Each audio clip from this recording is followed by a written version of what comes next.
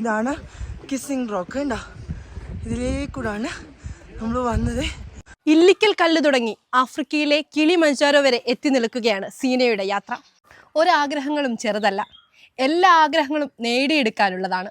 അങ്ങനെ ആഗ്രഹങ്ങൾ നേടിയെടുക്കാനുള്ളതാണെന്ന് തെളിയിച്ചിരിക്കുകയാണ് പത്തനംതിട്ട ജില്ലയിലെ തിരുവല്ല സ്വദേശിനിയായ സീന സാറ മജ്നു. ഹലോ, നമസ്കാരം. നമസ്കാരം. അപ്പം ഈ ഒരു യാത്രകളെ ഏറെ ഇഷ്ടപ്പെടുന്ന ആളാണല്ലേ? അതെ. എന്താണ് പറയാനുള്ളത്? ഇപ്പൊ ലാസ്റ്റായിട്ട് യാത്ര ചെയ്തത് കിളിമഞ്ചാരോയിലാണ്. അപ്പോൾ ആ ഒരു യാത്രയെ പറ്റി എന്താണ് പറയാനുള്ളത്? ഞാൻ കിളിമഞ്ചാരോ പോകാൻ എന്ന് പറഞ്ഞാൽ ആഫ്രിക്കയിലേക്ക് പോകാനുള്ള കാരണം, ഇൻസ്പിറേഷൻ ഉണ്ടായെന്ന് പറഞ്ഞാൽ അതിന് മുമ്പുള്ളൊരു യാത്രയാണ്. അത് നമ്മൾ നേപ്പാളിലെ എവറസ്റ്റ് ബേസ് ക്യാമ്പ് പോയപ്പം ഉണ്ടായ ഒരു സംഭവത്തിൽ നിന്നാണ് ഞാൻ കിളിമഞ്ചാരോ പോകാനുള്ള ഒരു ഇൻസ്പിറേഷൻ എനിക്ക് ഉണ്ടായത്. അവിടെ എത്തിയപ്പോൾ അല്ലെങ്കിൽ അതിൻ്റെ നെറുകയിലെത്തി നിന്നപ്പോൾ എന്താണ് തോന്നിയത്? അത് വല്ലാത്തൊരു സന്തോഷം എന്ന് പറഞ്ഞാൽ പറഞ്ഞറിയിക്കാൻ പറ്റത്തില്ല. കാരണം ആഫ്രിക്കയുടെ നെറുകയിലാണ് നിൽക്കുന്നത്. ആഫ്രിക്കയുടെ ഏറ്റവും വലിയ കൊടുമുടിയാണ്. അതുപോലെ തന്നെ നമ്മൾ ലോകത്തിലെ തന്നെ 4ാമത്തെ ഒറ്റയ്ക്ക് നിൽക്കുന്ന ഏറ്റവും വലിയ കൊടുമുടിയുടെ മുകളിലാണ് ഞാൻ നിൽക്കുന്നതെന്ന് പറയുമ്പം പറഞ്ഞറിയിക്കാൻ പറ്റാത്ത സന്തോഷമായിരുന്നു. 19,341 അടിയിലാണ് ഞാൻ എത്തിപ്പെട്ട് നിൽക്കുന്നതെന്ന് അറിഞ്ഞപ്പം എനിക്ക് എന്തെന്നില്ലാത്തൊരു സന്തോഷം തോന്നി. എനിക്ക് എന്നോട് തന്നെ ഒരു പ്രൗഡായിട്ട് തോന്നി. ഒരുപാട് പേര്, എല്ലാ സ്ത്രീകൾക്കും ഇത്തരത്തിൽ യാത്ര ചെയ്യാൻ പറ്റണമെന്നില്ല, പക്ഷേ ഉള്ളിൽ ആഗ്രഹം കാണും. അങ്ങനെ ഈ യാത്രകളൊക്കെ കണ്ടിട്ട് ചോദിച്ചവരുണ്ടോ? അങ്ങനെ പോകാൻ താല്പര്യം തോന്നിയിട്ട് എങ്ങനെയാണ് ഇങ്ങനെയൊക്കെ യാത്ര ചെയ്യാൻ സാധിക്കുന്നതെന്ന് ആരെങ്കിലും എൻക്വയറി ചെയ്തിട്ടുണ്ടോ? തീർച്ചയായിട്ടും. കാരണം ഞാൻ ഒറ്റയ്ക്ക് യാത്ര ചെയ്യുന്ന ഒരാളാണ്. അതുകൊണ്ട് തന്നെ നമ്മളിപ്പം പോകുന്ന സ്ഥലങ്ങളിൽ ഒരുപാട് കടമ്പകൾ കിടക്കണം. ഇപ്പോൾ എല്ലാവർക്കും ഉള്ള ബുദ്ധിമുട്ടാണ് ടോയ്ലറ്റിൻ്റെ സൗകര്യം, ടോയ്ലറ്റ് ഇല്ല എന്ന് പറയുന്നത്. അതൊക്കെ ഒരുപാട് നമ്മൾ സഫർ ചെയ്ത് പോകേണ്ട കാര്യങ്ങളാണ്. അപ്പോൾ ഞാൻ ഈ ലാസ്റ്റ് എവറസ്റ്റ് ബേസ് ക്യാമ്പ് പോയിട്ട് വന്നപ്പോഴും ഉത്തരാഖണ്ഡിലൊക്കെ നാഗാലാൻഡും ഒക്കെ പോയിട്ട് വന്നപ്പോഴാണെങ്കിലും എന്നോട് പലരും ചോദിച്ചിട്ടുണ്ട്, നമ്മൾ ഈ ഒറ്റയ്ക്ക് ഒരു ലേഡി ഒറ്റയ്ക്ക് യാത്ര ചെയ്യുമ്പോഴുള്ള ബുദ്ധിമുട്ടുകളെ കുറിച്ച് ചോദിച്ചിട്ടുണ്ട്. അപ്പോഴൊക്കെ ഞാൻ പറഞ്ഞിട്ടുണ്ട്, ഇതൊക്കെയാണ് നമുക്ക് ബുദ്ധിമുട്ടൊന്നുമില്ല. നമ്മൾ എന്താണ് ആഗ്രഹിക്കുന്നത്, നമ്മൾ യാത്രയെ സ്നേഹിക്കുന്നുണ്ടെങ്കിൽ, നമ്മൾ ഒരു ട്രെക്കിംഗ് എന്നല്ല ഒരു യാത്രയെ സ്നേഹിക്കുന്നുണ്ടെങ്കിൽ യാത്ര ചെയ്യുമ്പോൾ നമ്മുടെ മനസ്സിന് ഒരുപാട് സന്തോഷം കിട്ടുകയാണ്, നമ്മൾ ഒരുപാട് ഹാപ്പിയാവും. അപ്പോൾ ആ ഒരു യാത്ര ചെയ്യാൻ വേണ്ടി നിങ്ങൾക്ക് ആഗ്രഹം ഉണ്ടെങ്കിൽ നിങ്ങൾ ചെയ്തിരിക്കണം. അങ്ങനെ ഞാൻ എവറസ്റ്റ് ബേസ് ക്യാമ്പ് പോയിട്ട് വന്നിട്ട് കുറച്ച് പേര്, 2-3 പേര് എൻ്റെ ഈ വാക്കുകൾ കേട്ടിട്ട് ഞാൻ പോയത് കണ്ടിട്ടും അവർ കുറച്ച് 2-3 പേര് എന്നോട് ചോദിച്ച് അതിൻ്റെ കാര്യങ്ങളൊക്കെ മനസ്സിലാക്കി അവരും യാത്ര പോയിട്ടുണ്ട്. ഈ ലാസ്റ്റ് മന്തിൽ അവർക്ക് ഭയങ്കര ഹാപ്പിയാണ്. ഞാൻ ഈ പോയത് കൊണ്ടാണ് അവർക്കൊരു ഇൻസ്പിറേഷൻ ഉണ്ട്. അങ്ങനെ ഒരാൾക്കെങ്കിലും കിട്ടുവാണെങ്കിൽ അത്രയും അത് വലിയൊരു കാര്യമാണല്ലോ അല്ലേ? ഓക്കെ. അപ്പോൾ ശരിക്കും ഈ ഒരു യാത്രയോടുള്ളൊരു സ്നേഹം തുടങ്ങിയത് ചെറുപ്പം തൊട്ടേ യാത്രകളെ ഒരുപാട് ഇഷ്ടപ്പെട്ടിരുന്നോ? തീർച്ചയായിട്ടും. ഞാൻ പണ്ട് മുതലേ എനിക്ക് യാത്ര ഭയങ്കര ഇഷ്ടമാണ്. യാത്ര എന്ന് പറയുന്ന ചെയ്യാത്തവരായിട്ട് ആരും കാണത്തില്ല. ഒരു ചെറിയ യാത്രയാണെങ്കിലും ചെയ്തിട്ടുള്ളവർ കാണും, ചെയ്തിട്ടില്ലാത്ത ഒരാൾ പോലും നമുക്ക് കാണത്തില്ല. അപ്പം എല്ലാവർക്കും യാത്രയെ ഒരുപാട് ഇഷ്ടമാണ്. അതുകൊണ്ട് തന്നെ എനിക്കും യാത്രകൾ ഭയങ്കര ഇഷ്ടമായിരുന്നു. പക്ഷേ ഞാൻ കുറച്ച് നാളുകളെ ആയിട്ടുള്ളൂ ഇങ്ങനെയുള്ള ഒരു ട്രെക്കിംഗ് എന്ന് പറയുന്ന ഒരു ഹിമാലയയിലെ ഒരു മൗണ്ടൻ കാണുമ്പോൾ ഒരു ഫോറസ്റ്റിൽ കൂടെ പോകണം. എനിക്ക് ഈ സിറ്റി ലൈഫിനോട് വലിയ താല്പര്യമില്ല. കാരണം നമ്മൾ ഒരു റോഡിൽ കൂടിയുള്ള യാത്ര, ആ യാത്ര എനിക്ക് വലിയ താല്പര്യമില്ല. അതുകൊണ്ട് തന്നെ എനിക്ക് മൗണ്ടൻസ് കയറണം അല്ലെങ്കിൽ ഫോറസ്റ്റിൽ പോകണം, ആ ഒരു ആഗ്രഹമായിരുന്നു എനിക്ക് പണ്ട് മുതലേ ഉള്ളത്. ഒരു മൗണ്ടൻ കയറുമ്പോൾ അതിൻ്റെ മുകളിൽ എങ്ങനെ എത്താൻ പറ്റും, അതൊക്കെയായിരുന്നു എൻ്റെ ആഗ്രഹങ്ങൾ. അങ്ങനെയാണ് ഞാൻ ഒരു 5-6 വർഷത്തിന് മുമ്പ് ഇങ്ങനെ ഈ ട്രെക്കിങ്ങിലേക്ക് തിരിഞ്ഞത് തന്നെ. അപ്പോൾ ആദ്യമായി ഇത്തരത്തിൽ, അതായത് ഈ ഇപ്പം പുറത്തേക്ക്, അതിപ്പോൾ ഇന്ത്യയുടെ പുറത്തേക്ക് പോകുന്നതിന് മുമ്പ് ആദ്യമായി നമ്മുടെ കേരളത്തിലൊക്കെ യാത്ര നടത്തിയിരുന്നോ? തീർച്ചയായിട്ടും. ഞാൻ കേരളത്തിലാണ് കൂടുതലും ആദ്യമൊക്കെ യാത്ര ചെയ്തിരുന്നത്.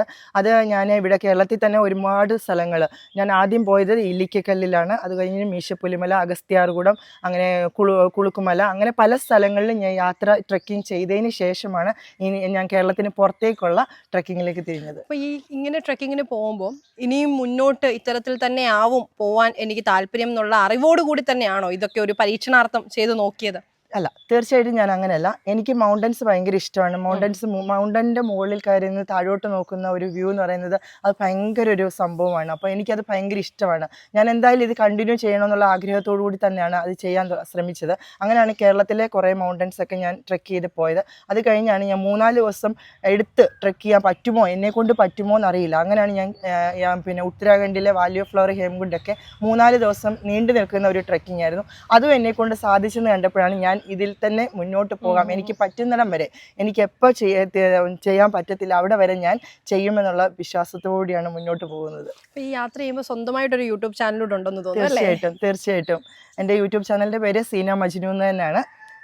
ഞാൻ അതിനകത്ത് എൻ്റെ എല്ലാ ഞാൻ പോകുന്ന സ്ഥലങ്ങളിൽ പണ്ടൊക്കെ എടുക്കാറില്ലായിരുന്നു. ഇപ്പൊ റീസെന്റ് ആയിട്ട് ഞാൻ പോകുന്ന സ്ഥലങ്ങളിലെ എല്ലാം വീഡിയോകൾ എടുത്തിട്ട് അതിനകത്ത് അപ്ലോഡ് ചെയ്യാറുണ്ട്. ഓക്കെ, അപ്പോൾ നമ്മുടെ ഒരു ഫാമിലിയുടെ സപ്പോർട്ടൊക്കെ എങ്ങനെയാണ്? ആക്ച്വലി ഞാൻ എൻ്റെ ഫാമിലി പണ്ട് സപ്പോർട്ടൊന്നും അല്ലായിരുന്നു. കാരണം നമുക്കറിയാമല്ലോ കേരളത്തിൽ എത്രമാത്രം സ്ത്രീകൾ അനുഭവിക്കുന്ന കാര്യങ്ങൾ എല്ലാവരും കണ്ടുകൊണ്ടിരിക്കുന്നതാണ്, ഇപ്പോഴത്തെ വാർത്തയിലെല്ലാം കാണുന്നതാണ്. നമ്മളെ സ്ത്രീകൾ ഒറ്റയ്ക്ക് യാത്ര ചെയ്യാൻ പറ്റാത്തൊരു കാലഘട്ടത്തിലാണ്. അപ്പം എന്തായാലും നമ്മുടെ ഫാമിലിയും അത് സപ്പോർട്ടീവ് അല്ലായിരുന്നു. എൻ്റെ ഫാമിലിയിൽ ആദ്യമൊക്കെ എനിക്ക് തന്നെ യാത്ര ചെയ്യുമ്പം അങ്ങനെയുള്ള പറയുമായിരുന്നു, നീ ഒറ്റയ്ക്ക് യാത്ര ചെയ്യണ്ട എന്ന് പറയുമായിരുന്നു. പക്ഷേ കുറച്ച് നാൾ കഴിഞ്ഞപ്പോൾ ഞാൻ പറഞ്ഞ് മനസ്സിലാക്കി, ഇതാണ് കാര്യം. എല്ലാവരും ഇതേപോലെ കണ്ടു കഴിഞ്ഞാൽ ഞാൻ ഈ പോകുമ്പം മീൻസ് എല്ലാവരും ഇങ്ങനെ പോകണ്ട എന്നുള്ള കണ്ടു കഴിഞ്ഞാൽ മറ്റുള്ള സ്ത്രീകൾ ഇതിനെ പുറപ്പെടത്തില്ല, ഇറങ്ങി പുറപ്പെടില്ല. അപ്പോൾ എന്നെ കണ്ടു കഴിഞ്ഞാൽ മറ്റുള്ള സ്ത്രീകളും പോകണമെന്ന് എനിക്ക് ആഗ്രഹം ഉണ്ടായിരുന്നു. അതുകൊണ്ട് തന്നെ ഞാൻ വീട്ടിൽ പറഞ്ഞ് മനസ്സിലാക്കി. അപ്പോൾ അവരത് മനസ്സിലാക്കി എന്നുള്ളതും വലിയ കാര്യമാണല്ലേ? തീർച്ചയായിട്ടും. അങ്ങനെ ഇപ്പോൾ എന്നെ ഫുൾ സപ്പോർട്ട് എൻ്റെ ഫാമിലി തന്നെയാണ്. ഞാൻ എവിടെ പോയാലും എന്നെ ഫുൾ സപ്പോർട്ടീവാണ്. ഞാൻ ഇനിയിപ്പോൾ അടുത്ത് പോകാനിരിക്കുന്ന ഓരോ സ്ഥലങ്ങളും ഞാൻ എൻ്റെ ആഗ്രഹങ്ങളുണ്ട്, അതിനെല്ലാം പോകാൻ വേണ്ടിയിട്ട് എല്ലാം സപ്പോർട്ടീവാണ്. ഇപ്പം ഇങ്ങനെ യാത്രയൊക്കെ പോകുമ്പം മക്കൾക്കൊക്കെ എങ്ങനെയാ കൂടെ വരണം എന്നുള്ളൊരു ആഗ്രഹമൊക്കെ ഉണ്ടോ? ഞാൻ ഇപ്പൊ എന്നോട് പറയാറുണ്ട്, അമ്മ പൊക്കോ, അവര് പിന്നീട് പൊക്കോളൂ, ഇപ്പൊ പഠിക്കുകയാണല്ലോ. അപ്പൊ അവർക്ക് ആഗ്രഹമാണ് യാത്ര ചെയ്യാനും, അവർക്ക് ഒറ്റയ്ക്ക് യാത്ര ചെയ്യാനും അവർക്കും ഇഷ്ടമാണ്. ഞാൻ ഇടയ്ക്ക് രണ്ടുപേരെ ഒരുമിച്ച് തന്നെ വിടാറുണ്ട്, എവിടെയെങ്കിലും ഒക്കെ ഒറ്റയ്ക്കൊക്കെ യാത്ര ചെയ്യാൻ ഞാനും അനുവദിക്കാറുണ്ട്. അത് കുഴപ്പമില്ല, അവര് പിന്നീട് പൊക്കോളൂ. അല്ല, ഇപ്പോ കൂടെ വരണം എന്നുള്ളൊരു ആഗ്രഹം പ്രകടിപ്പിക്കാറുണ്ടോ? അങ്ങനെ എന്റെ കൂടെ വരണമെന്ന് അങ്ങനെ ഇപ്പൊ പറയാറില്ല. കാരണം ഞാൻ ഇതുപോലുള്ള ഇച്ചിരി ഹെവി ആയിട്ടുള്ള ട്രെക്കിംഗ് ആണല്ലോ ഇപ്പൊ ചെയ്യുന്നത്. ഇപ്പൊ ആ കുഞ്ഞുങ്ങൾക്ക് പറ്റുന്ന ഒരു കാര്യമല്ലല്ലോ. അവര് കുറച്ച് കഴിഞ്ഞ് എന്തായാലും എന്നെ കണ്ടു തന്നെ പൊക്കോളൂ. അപ്പൊ ഇതിനോടൊക്കെ എത്ര സ്ഥലങ്ങൾ ഇതുപോലെ പോയിട്ടുണ്ട്? ഞാൻ ആദ്യം കേരളത്തിലെ ഓൾമോസ്റ്റ് എല്ലാ സ്ഥലത്തും ട്രെക്ക് ചെയ്തു. അത് കഴിഞ്ഞിട്ട് ഞാൻ നേരെ ഉത്തരാഖണ്ഡിലേക്കാണ് പോയത്. ഉത്തരാഖണ്ഡിൽ ഓൾമോസ്റ്റ് കുറേ സ്ഥലങ്ങളിൽ ഞാൻ ട്രെക്ക് ചെയ്തു. അത് കഴിഞ്ഞ് മണാലി, കാശ്മീർ, മണാലി, ഹംദ പാസ്, കാശ്മീരൊക്കെ പോയി. അത് കഴിഞ്ഞിട്ട് പിന്നെ ഇന്ത്യക്ക് പുറത്തേക്ക് പോയി. ഇന്ത്യക്ക് പുറത്ത് നേപ്പാൾ, കുറേ സ്ഥലങ്ങൾ. അത് കഴിഞ്ഞിട്ടാണ് ഇപ്പോൾ ആഫ്രിക്കയിലേക്ക് പോയത്. ഇനിയും അടുത്ത യാത്ര പ്ലാൻ ചെയ്തുകൊണ്ടിരിക്കുകയാണ്.